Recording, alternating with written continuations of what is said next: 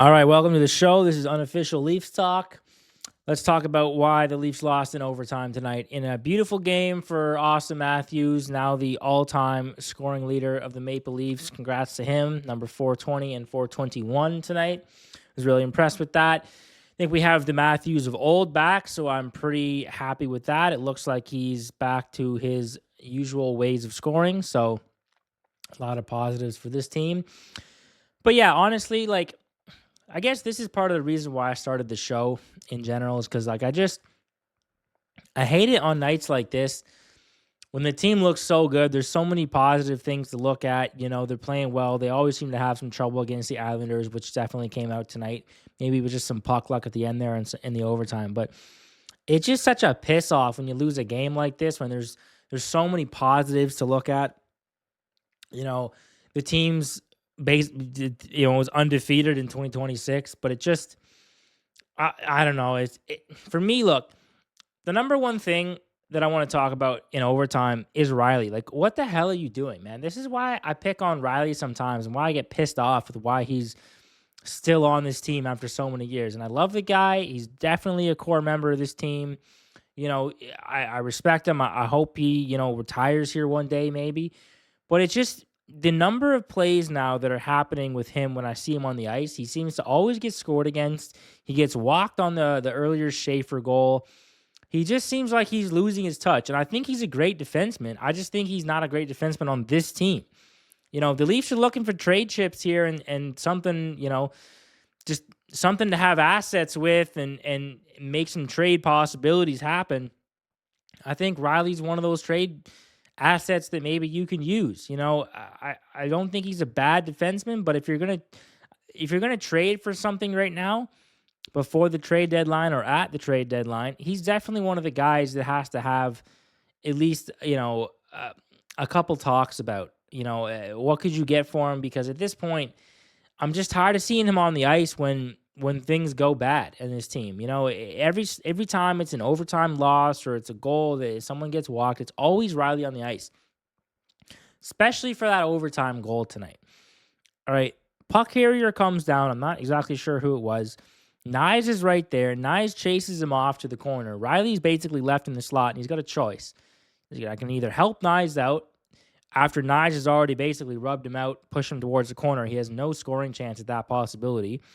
Or he can go to the slot and cover the man that's completely empty in the slot, which is Matthew Schaefer. For some reason, he chooses to go help Nyes and leave Matthew Schaefer completely open in the slot, which ends the game for the Leafs. Absolutely criminal play. Go to jail for 10 years. Just unbelievable play on why the hell that you would do that. It pisses me off. Maybe I'm being a little emotional, a little hurt right now after that, but it's like, it's such a simple play that, why are you making that? Why are you going to the guy who's already basically in the corner and leaving a guy unattended in the slot completely? It's absolutely ridiculous. There's so many times like that this year that Riley has made that type of play. It just, at this point, it's like, we got to have some accountability here. Please, we got to trade him to somebody. While he's still useful, we can get somebody else for him at this point. Let's just move on from him. I'm sorry, but that's the main thing that I want to get out of my system. The second thing I want to get out of my system real quick while I'm still pissed off about this game is I'm so sick of New York Islanders fans. Look, Tavares left you because he wanted to go play for his hometown team where he was born, the team that he cheered for as a child. Get over it. He left you, and you guys have been pretty good since. You had a great run in the playoffs there. I think it was against the Canadiens that kicked you out. But you guys have been absolutely fine ever since he left you. So what are you complaining about? Stop booing him every time he gets the puck. Dude, you guys are the pettiest little bitch fans in the NHL. Get over it. I'm so sick of it, honestly. It's ridiculous. Besides that point, and honestly, I stand with that for all of time because every time we play the Islanders, it's honestly so fucking annoying. I'm so over it. It's been years, honestly. Get over it. Anyways, for this game, for the most part, I'll try to be positive a little bit more now that I'm over the two points that I'm really pissed about. Look, Nylander's still out. I don't know what this guy's injury is. I didn't see any updates about it. Maybe I missed something, but it's been a couple games now. Yeah, Nylander, you kind of got to pick it up and get back, man. Unless you're incredibly hurt or something's going on with you, we need you back in this lineup because your scoring ability is bar none, and we need you. So I just don't get why it's like we need him out for so long. Like obviously something is bugging him. So I'm not trying to say play hurt or anything like that, but it's like if it's not anything too serious, man, like let's get back in it and keep it rolling here because he's such an offensive threat on this team. Not having him for a couple games now, like yeah, the boys can take care of it for a little while, but it leaves a pretty big hole, man. So we need him back as soon as possible. The other thing too is Leaf started Wall after him getting pulled with Winnipeg, which I think that was a little bit questionable. I think Hildeby's been pretty good in this game. I think it would have been pretty even for the most part if you had Wall or Hildeby. Either way, I think that might have been the same result for the most part. I think that you probably should have started Hildeby after he bailed you out and saved you that game. So starting Wall, I guess, was more of like a we want to make sure that Wall's our starting goaltender. So I get that point of it, but I still think I would have preferred the backup coming in tonight. Just as a reward for coming back and saving the game versus Winnipeg. But whatever, I'm not coaching. It's not my decision. Fine. Um, the first period, for the most part, I think it was pretty even match. Shots were 7-7 at the end of it. Yeah, Leafs come out strong. Nothing to complain about there.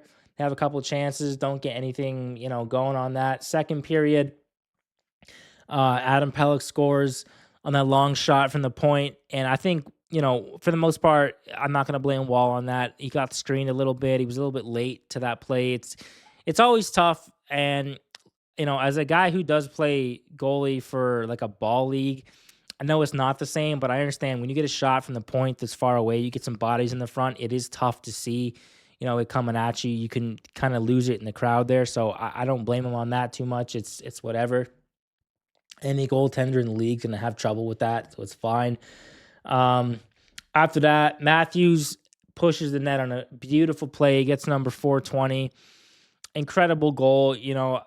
And I'm so proud just to be a Leaf fan, just for the fact that Matthews is on here. Always been a fan of him. He definitely is the main reason this franchise turned around and just has gone in such a different direction. 9 straight playoff appearances. No, there hasn't been much success in those playoffs, but nonetheless, it's been an incredible era for Maple Leafs hockey. So, you know, to see him now be the all-time leading scorer for the Leafs is incredible. I mean, I think partly because I was so in depth and watching that run for Ovechkin where he got the all-time goals record in the league. So seeing Matthews get 420 and 421 tonight, it seems like a lot, but at the same time, it doesn't feel like a lot in a way, which is weird because it's like Matt Sundin was here for 13 seasons and he only got 421, which is still a lot. Don't get me wrong. I have 0 in the league, obviously.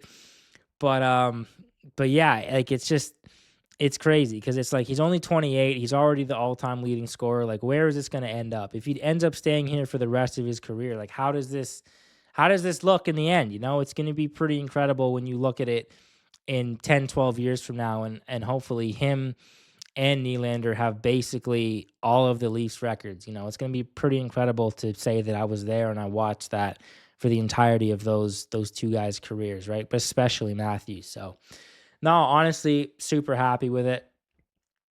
Especially Matthews getting his 421 goal tonight. That was incredible. Beautiful work from Domi to keep it in the line. It was a bit of a scrum play there. He keeps it in, passes it off to somebody. I don't even remember who it was. And ends up getting a beautiful one-timer, scores it. It was a moment. It was one of those childhood moments where I've seen Sundin play so much and get so many records and be the face of the Leafs, and now to be sitting on my couch on a Saturday night, after Christmas break, and it's like, wow, it means a lot. I'm not really making a lot of sense right now, I guess, for that, but just to see it was incredible. It's crazy how fast time flies when you see that. So, man, hell of a night. Third period, Islanders came out like a bat out of hell and just absolutely got the Leafs, just pounded into their zone for a majority of it, which was tough. Leafs defended well for the most part on that, but Matthew Schaefer comes down. As I said, Riley gets walked on that, and it's 2-2. Robertson scores again. I think Nick Robertson, for some reason, is going to be a huge member of this team over the course of his career. I hope he stays here. He's had a rough start to his career, being in and out of the lineup so many times, and him seemingly being kind of hated by the coaching staff and whatnot. But I just think like he's a guy that tries so hard, and for the Leafs, they don't have a lot of assets to trade right now, and yes, they have been doing better, but it's like to find a guy who is basically a very unknown guy besides his brother who's playing well in Dallas. For him to come up and just be trying so hard every game.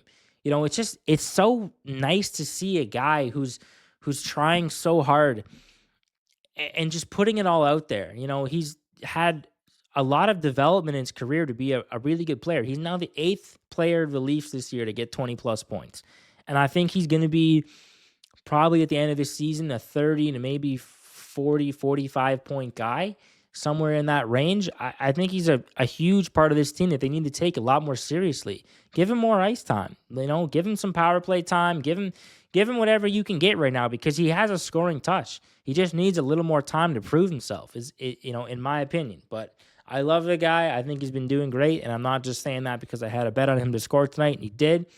I've said it for a long time. I love him. Honestly, he's a huge member of this team that contributes to offense all the time. It's beautiful to see. So after that Robertson goal, which was 62 seconds after the other Islanders goal, so now it's 3-2. Honestly, thought the Leafs had it there. It was pretty tough for a while. Whenever the Leafs have a lead in the third period, it's obviously you're not confident, no matter how they've been playing lately. Because the Leafs, obviously, in the third period, they just seem to blow up leads. But, obviously it happened in this one, so the Heineman scores is 3-3. But I was still pretty confident at that point. I still thought they had a lot of life left in them. They had some chances after that. It was pretty tough. Overtime, obviously, it was good. Matthews has a hell of a chance there. He didn't even touch it, actually, when it hit the post. And when it crossed there on the goal line, it was so close there. I think someone even threw a hat on the ice thinking it was Matthews' hat trick there, which was funny. But it would have actually been McMahon's goal because Matthews didn't even end up touching it. So, it comes down to like just sometimes the puck bounces the way that you want, and sometimes it doesn't. So it is what it is. But I don't know. It always seems to be in Matthews' big games where he crosses milestone. They always seem to lose it somehow. Not in every single one, but in the majority of them. It just sucks how on a night like that, you just want to get a win for him. Just do whatever you can to get that game to the finish line, So it sucks that they lost it. It kind of sucks more how they lost it with Riley making a horrible decision there. But what can I say? It's Leafs get a point, which is definitely helpful. They need everything that they can get. I think they got 45 points now. So there's still a couple points. I think it's like 5 or 6 out of a real playoff spot now, but it's still helpful. So I don't know. But I guess that's my bitching for the night. Appreciate everyone who's tuning in. I'll see you in the next game. So thank you. Have a good night.